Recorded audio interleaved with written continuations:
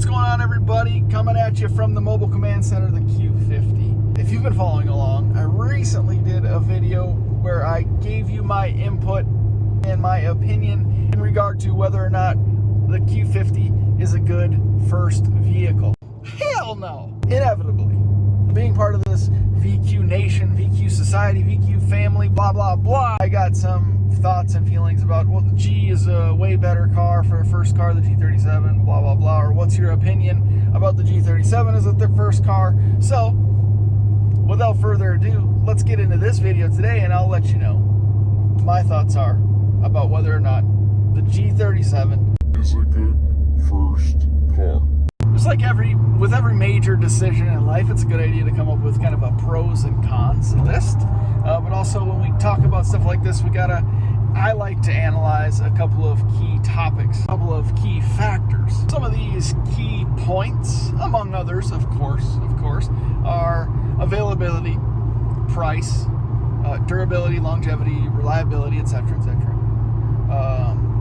cost of ownership overall, aftermarket support, just a couple of the main things that I'll take into consideration in determining whether or not a G37 is indeed a good first car. Now, this could be, is it a good first car for a 16, 17-year-old driver that a parent is going to purchase for them? Is it a good vehicle for a 20-something-year-old fresh out of college with their first job? You know, the first car they buy for themselves? Or first project car, I suppose. We'll run through a couple of scenarios as we did in the last video and see what we can come up with. So that first topic of availability comes to mind right away, and fortunately, there were a ton of G37s produced over a long period of time. So there's a lot of them out there on the road to choose from. And one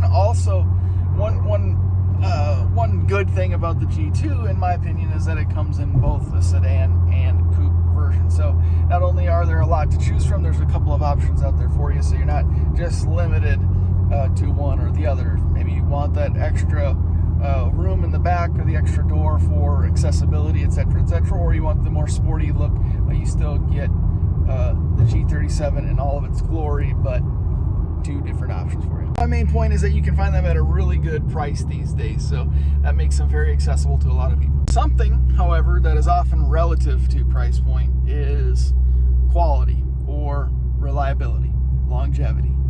When you start getting into a vehicle that's 6, 7, 10 years old, higher mileage, 100, 120, 130,000 plus miles, and sure, you can get it for $5,000, $6,000, but you have to start wondering what components are about to go. So yes, you can find G37s for a nice price that's very affordable, but the potential of them being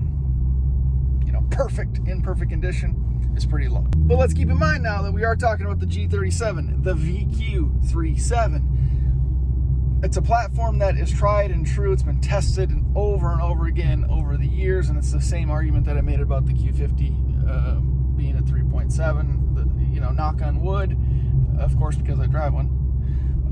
That platform is known. It's established its name, its brand around durability, longevity, reliability. So yes, you might find some with 100 and 120,000 miles on them, but to me, as long as you do your due diligence, you inspect the vehicle thoroughly, even take it in for a pre-purchase inspection, if it is determined that that car has been well taken care of over its lifespan of possibly 10 years, I would say you're going to have decent luck with it. Take care of it, it'll take care of you.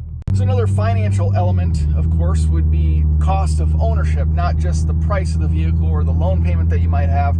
I calculated all these numbers together when I did the Q50 video, but I'll spare you all of that. So you might have a loan payment. You may have paid cash for this vehicle because, again, they're pretty accessible in terms of price point. Insurance on a 7, 8, 10-year-old vehicle isn't going to be that bad. Of course, it depends on the age of the person driving. If you're a 20-year-old, insurance is going to be expensive no matter what way you look at it. Maintenance isn't going to vary too much compared to the Q50 because it's the same platform. Now, of course, if you're getting into the 90, 100, 120,000 mile range, you're going to have to start thinking about changing out brake rotors and doing this and that. Now, if this is a project vehicle, this might not be something that concerns you anyway, because you're probably going to upgrade the rotors, you're going to probably upgrade the suspension, you'll probably upgrade the exhaust. So just regular maintenance, oil changes, and things of that nature really aren't all that expensive. Oil changes, for example, even if you do them yourself, even over a year-long period, $50 an oil change, maybe 3 to 4 oil changes a year, you're looking at $200. Whether they are OE replacement parts or they're aftermarket performance parts, it's pretty simple to find parts for the G37. So that really keeps the cost of ownership down, because as parts are more available, generally prices are lower. Now with this big V6, you're looking at about 18 to 22 miles per gallon. So you got to think about putting 93 or 91 premium octane fuel into your gas tank on a regular basis. So consider that when you're thinking about this as your first vehicle. As an owner new to a specific platform, or a new vehicle owner in general, I like to consider whether or not there is any support out there for the platform, because being a youngster or someone who is owning a vehicle on their own for the first time, or this is their first project vehicle, you want to know if any questions or concerns pop up, that you have a community you can reach out to resolve those issues as quickly and as efficiently as possible without spending a whole lot of money if possible. Nissan Infiniti fortunately has a wide-reaching community. There are a ton of Facebook groups and forums dedicated to Infiniti Nissan platforms. There are a ton of them dedicated, and YouTube channels, to the VQ37, but also to the G37 specifically. There is no shortage. You can look on Facebook and find a number of groups, like I said, dedicated to the platform and the vehicle specifically. There are a ton of YouTube channels and videos that focus on this platform as well. So if you are fresh to the G37 and the VQ crew, and you come across any questions or concerns as a new owner, there won't be any shortage of people to reach out to. And I mean, hey, I personally have over 100 videos on this channel dedicated to the VQ37 platform, and I answer every single comment that comes across. So I'm definitely open and happy to help as best I can, any way that I can, with any question that you might have. So if you're new to the channel and you're new to this platform, go ahead and check out some of my previous videos. There's a good chance that I've addressed one of the topics that is on the top of your mind. One really, really important topic that we haven't talked about yet is joy of ownership. I mean, that has to be something that you really consider, especially if you are an automotive enthusiast. Some call it smiles per gallon. I haven't personally owned a G37, but obviously the Q50 is the spawn of the G, I suppose we can say. This platform is a lot of fun to drive. It sounds great with a proper exhaust setup. Even factory exhaust sounds better than you think from outside of the cabin. But there's so many aftermarket options. You can really tailor and personalize this vehicle, which makes it a lot of fun to drive. There's plenty of power. Because of their durability and longevity, there's still cars that are 6, 7, 8 years old that are making, with bolt-ons and a tune, over 330 horsepower to the wheels. It's really, really impressive without putting a whole lot of money or effort into it. With the right components, they perform really, really well. With the proper aesthetic accoutrement, the car looks really nice too, as you've seen with some of the pictures that I've shared.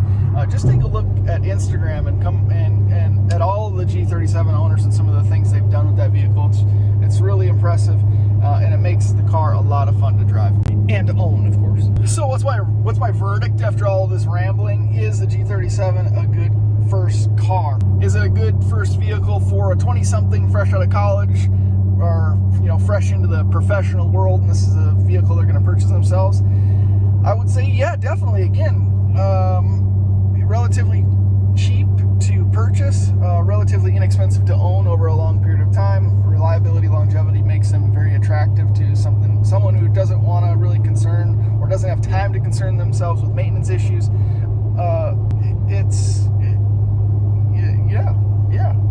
Nothing really bad to say about it. Is this a good first car to have as your first project car? Yes, I would say definitely. The G37 is an excellent car to have for your first project car. Naturally aspirated vehicles obviously are easier to deal with and work on and maintain overall. They're less expensive to work on and maintain overall. The VQ37 is, it's not a modern vehicle. It's certainly more modern than an old carbureted V8, right? There's computer elements to it. There's technology elements to it. There's a lot of vacuum lines and cables and wires, etc., but it's, with a little bit of research and a little bit of digging into it and getting your hands dirty, it's a pretty simple setup. On top of that, because the aftermarket is so broad and wide-ranging, there's so many different vendors and so many different makers and manufacturers for different components and pieces, that it can be really inexpensive to modify and improve, which is great. And again, cost of ownership and availability, you can find them almost anywhere at a range of prices. You could find a serious project G37 for $3,000. That's still in decent shape. And you can find one that's almost all the way there for $9,000 or $10,000. And you can find one that's fully done for $12,000, $13,000, $14,000. So it's any range, wherever you want to jump into it. You can pretty much have what you're looking for and accomplish what you want to accomplish with it. The other thing is that you can find one so inexpensively, and because the engine is a pretty solid platform, you can go forced induction with, it's expensive to turn a VQ into a forced induction car, whether it's rear mount turbo or still in supercharger. The thing is that if you start off with an inexpensive vehicle, however, the cost of a supercharger kit is kind of offset. Where if you're buying a $17,000 Q50 and then you want to spend $10,000 to supercharge it, it gets a little spendy. But you're buying a $4,000 G37 that needs a little help, a little bit of maintenance and refreshing, $7,000, $8,000, $10,000 on a supercharger kit, you're still less than $15,000. For a 16, 17-year-old youngster, their first vehicle, period, I would say, yeah, it is. It's a lot of power, potentially. Some of them are rear-wheel drive, so if you live in an area where there's inclement weather on a regular basis, like up north, Minnesota, where I'm from, New York, things like that, that might be a concern for a new driver, but fortunately, the G37 has an all-wheel drive option. Oh, a version of an LSD, that's something we didn't talk about. Some G37s came with a version of of LSD. I call it a version because it's not really a true LSD per se, but that's a benefit. That's an added bonus. That's one step above the Q50 in my opinion, but nonetheless, we're talking about fresh ownership.